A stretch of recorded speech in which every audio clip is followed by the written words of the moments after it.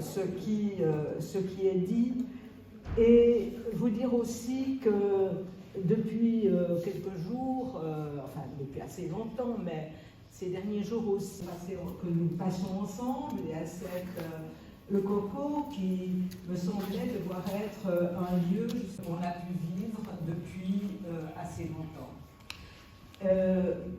Pas à cause, je dirais, de Le Coco en tant que tel, mais à cause.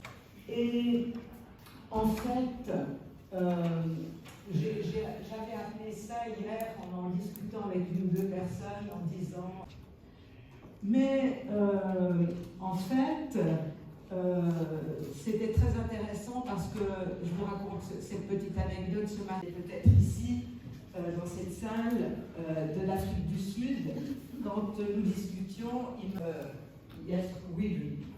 Alors vous entendrez ce qui vous semble peut-être intéressant, peut-être ça ne vous semblera pas du tout. Juste prendre un point focal qui est le point de l'ONU, parce que je dirais que depuis des années, prisonniers, nous sommes dans une forme de carcan onusien, et cette ONU d'aujourd'hui est là pour le droit des peuples. Elle n'est plus là, cette ONU, pour effectivement donner une piste et donner au droit international humanitaire. Mais cette ONU aujourd'hui a perdu sa boussole. Eh bien, c'est aussi, et on le voit très très fréquemment, eh bien, c'est cela, effectivement, fait qu'aujourd'hui, non, nous n'avons rien entendu.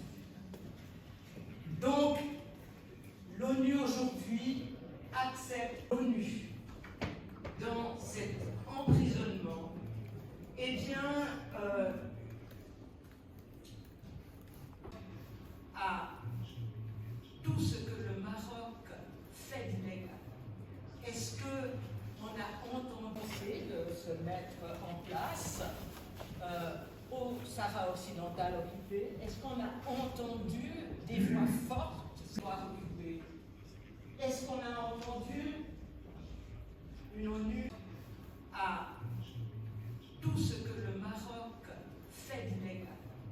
Est-ce qu'on a entendu de se mettre en place au Sahara occidental occupé? Est-ce qu'on a entendu des voix fortes sur occupé?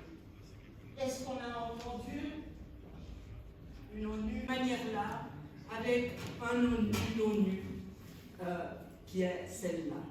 Et nous devons dire non à cette ONU. Peut-on aujourd'hui